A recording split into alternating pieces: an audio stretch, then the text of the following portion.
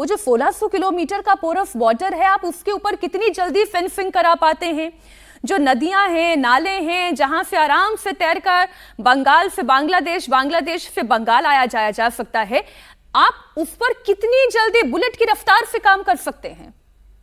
जी मीनाक्षी, देखिए ये बड़ा एक संवेदनशील और प्रायोरिटी का मामला है। इस पे तुरंत काम होना चाहिए, क्योंकि बहुत समय से ऐसी बात कही जाती थी कि राज्य सरकार उसमें कोऑपरेट नहीं कर रही। अब वहां न सिर्फ बंगाल में बल्कि आसाम में तमाम जगह के ऊपर भाजपा की सरकार है, तो भाजपा जो है उस पे शुभेंदु अधिकारी का एक बड़ा मुझे लगता है कि उनके लिए एक बड़ी जिम्मेदारी की बात होगी कि इसके ऊपर ध्यान दे। जहां तक मीनाक्षी गौ तस्करी की बात है, मुझे तो लगता है कि गौ वध के ऊपर ही पूरी पाबंदी लगा देनी चाहिए। बहुत सारे मुस्लिम संगठनों ने और बुद्धिजीवियों ने बार बार ये कहा है कि देश भर में जो है ये गौ वध के ऊपर ही पूरा प्रतिबंध लगा देना चाहिए। ये क्या है कि एक राज्य में है, एक राज्य में नहीं है, और सरकार उसमें दलील देती है कि स्टेट सब्जेक्ट है और ये एनिमल हस्बेंड्री में आता है, एग्रीकल्चर मंत्रालय में आता है, कृषि मंत्रालय में आता है। इसके ऊपर जब सरकार ने बड़े बड़े कानून बनाए, धारा 370 खत्म की और बहुत बड़े बड़े काम किए, तो ये काम भी जरूर करना चाहिए और उसमें भारत के मुसलमान बिल्कुल साथ देंगे। 1921 का मैं आपको एक रेजोल्यूशन बताता हूं, जब खिलाफत मूवमेंट चल रहा था, उन्होंने कहा था कि भारत के मुसलमानों से तमाम उस जमाने के मौलवियों ने कि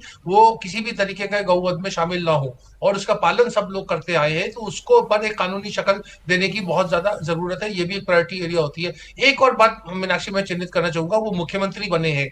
मुख्यमंत्री की उनकी संविधान की जिम्मेदारी है, वो अब 45% वोट जो जिन्होंने उनको वोट दिए उनका प्रतिनिधित्व नहीं कर रहे हैं, अब वो 100 लोगों का, 100 में से 100 लोगों का प्रतिनिधित्व करेंगे। तो इसलिए उनके शासन में उनकी जो जो कार्यशैली है उसमें जेन्युइन सेंस में सबसे बड़ा ये सबका साथ सबका विकास होना चाहिए, जो आपके प्रोग्राम का टाइटल है। अब उन्हें राजधर्म का पालन करना चाहिए। अब उन्हें कोई भी जो जो मनमुटाव था या क्लेश था या जितना भी कड़वाहट थी चुनाव के बीच में, वो खत्म होनी चाहिए। और मुख्यमंत्री का दायित्व बनता है कि वो लॉ एंड ऑर्डर को बिल्कुल बढ़ाए। अगर कोई दुष्ट और सर कोई गलत देखिए, काम आज करता है, आज लेकिन बदले की जब भावना से काम नहीं करना निमंत्रण होगा। दिया गया, रशीद जी आप बात बिल्कुल ठीक कह रहे हैं, जब निमंत्रण भी दिया गया इसलिए ममता बनर्जी को भी निमंत्रण दिया गया था। अब वो आना चाहें या ना आना चाहें, ये उनके प्रेरोगेटिव में था, उन्होंने नहीं आना स्वीकार किया। ये बहुत गलत प्रधानमंत्री अनुचित मोदी ने अनुचित तो कह ही बात दिया था ना कि बदले की भावना के साथ काम नहीं होगा, बदलाव की भावना के साथ होगा। तो अब बदलाव की भावना से जुड़ा हुआ एक बयान है, रशीद जी मैं जरा दर्शकों के सामने रख दूं। नई सरकार का गठन हो गया और थोड़ी देर में शुभेंदु कैबिनेट पहली बैठक होगी, और पहली बैठक में क्या होगा इसका ऐलान 4 मई को प्रधानमंत्री नरेंद्र मोदी ने किया था, और उन्होंने आयुष्मान का वादा किया था। पहली कैबिनेट में ही आयुष्मान भारत योजना को हरी झंडी दिखाई जाएगी और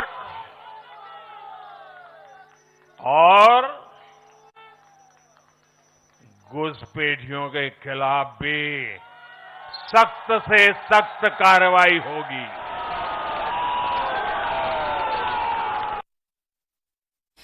तो अभी जब ये बयान चल रहा था शास्त्री जी, ये तो बहुत बड़ी हकीकत है ना, पूरे देश में आयुष्मान योजना लागू हो जाती है लेकिन पश्चिम बंगाल में नहीं हो पाती। क्यों? क्योंकि ममता बनर्जी नहीं चाहती थी। अभी थोड़ी देर पहले सज्जन जी कह रहे थे कि पूरे देश में प्रधानमंत्री ग्रामीण आवास योजना लागू हो जाती है लेकिन पश्चिम बंगाल में नहीं हो पाती। क्यों? क्योंकि ममता बनर्जी को ये योजना पसंद नहीं है। अभी भी पश्चिम बंगाल में केवल कच्चे घर बन रहे थे। तो ये कुछ ऐसी बातें हैं जिन पर अब एक्शन होना चाहिए। अब तो डबल इंजन की सरकार है। इस बात को मैं मानता हूं मीनाक्षी जी, दैट अभी मौका मिला है कि जो प्रॉमिसेस बीजेपी ने चुनाव के समय और उससे पहले और उसके बाद जो किए थे, उनका इम्प्लीमेंटेशन का काम अभी शुरू हो जाए। दिल्ली के कार्यक्रम में प्रधानमंत्री ने जिन बातों का जिक्र किया था, प्रधानमंत्री ने खुद कहा था कि इन विषयों पे हम इमीडिएटली उनको इम्प्लीमेंट करेंगे।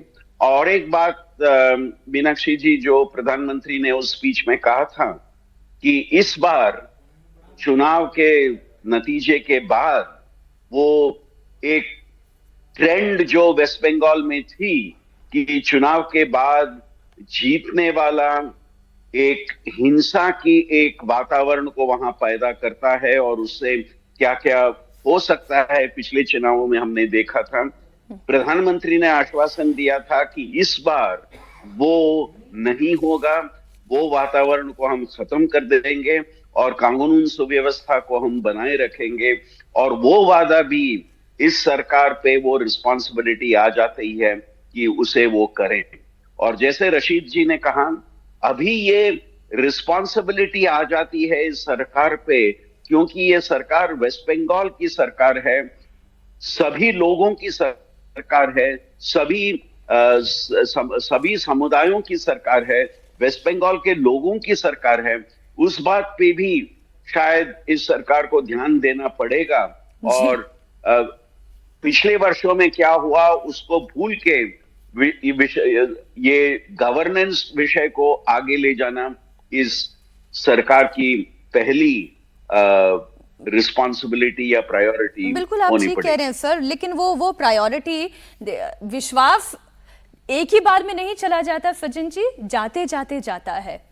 जैसे पश्चिम बंगाल में निवेशकों का विश्वास खत्म हो गया, लेकिन जैसे आज एक गुजरात का मॉडल है कि इंडस्ट्रियलाइजेशन वहां पर हुआ, एक राजस्थान मध्य प्रदेश का मॉडल है, वहां का टूरिज्म सेक्टर बहुत बड़ा बन गया।